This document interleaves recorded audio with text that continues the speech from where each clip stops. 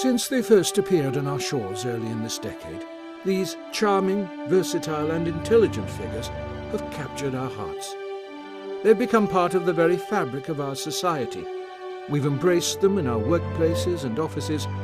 They've found a place in our schools. Our children adore them. We've even welcomed them into our homes. They are called Emoji.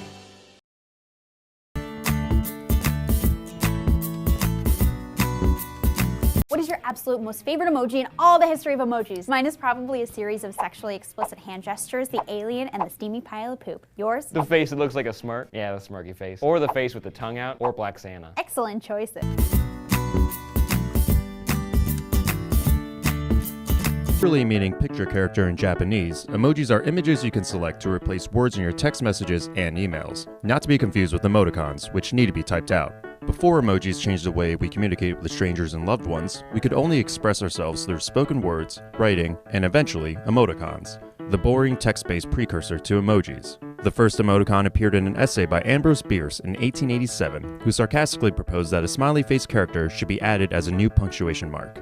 The birth of the emoticon is often credited to Carnegie Mellon computer scientist Scott Fahlman, who went on a message board in 1982 and suggested a colon, dash, and closed parenthesis should be used to indicate joke statements. As the internet became more and more ubiquitous in the 90s, so did emoticons.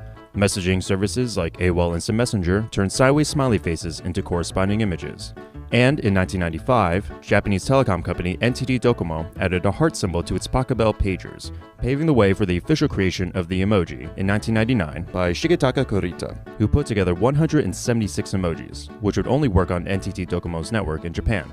The company wasn't able to obtain a copyright for its emojis though, so other Japanese telecoms went ahead and created their own emojis. Stateside, emojis wouldn't come into the mainstream until 2007, when Google included emoticons and emojis in GChat and Gmail. Then in 2011, Apple included emoji support in its Lion operating system and a native emoji keyboard in iOS 5, propelling emojis into our everyday vernacular.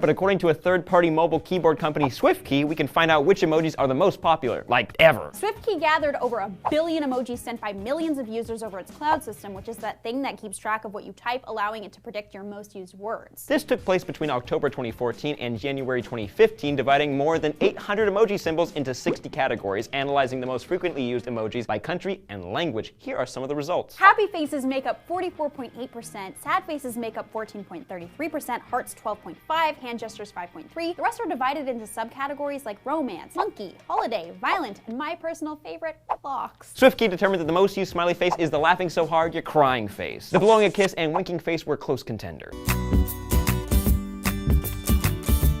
Since French users sent out more hearts than any other category, which makes sense, and Americans sent out the turkey leg, which also makes sense. Canadians use the emoji for the raunchy category the most, like the jerking off fist and the smiling poop. Sorry, not sorry. Another fun fact is that SwiftKey places the eggplant emoji under raunchy rather than food. That makes sense because food ends up inside you one way or another, am I right?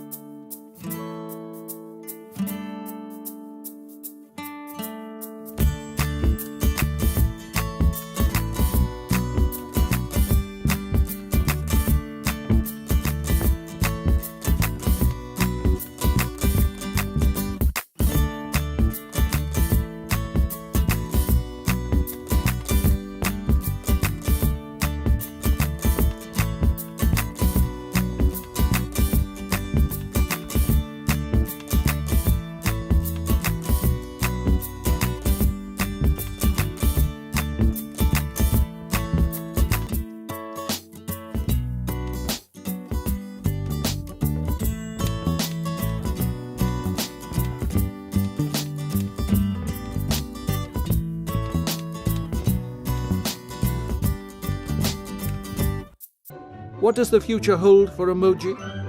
No one can say for sure.